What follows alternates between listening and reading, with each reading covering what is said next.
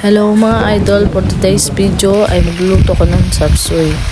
Una kong ginisa yung balon-balunan, tapos nilagay ko na rin yung bawang, sinunod ko na rin yung sibuyas mga lods.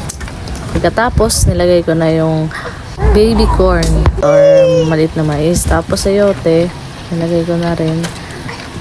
Isasabay ko na rin yung carrots.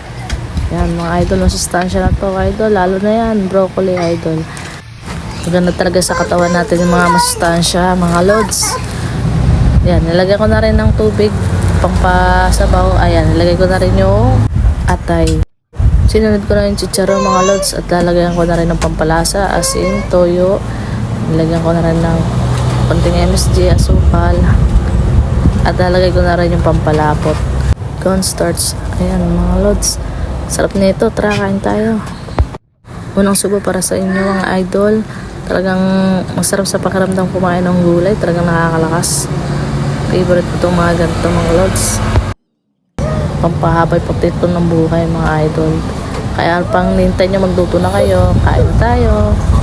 Thanks for watching.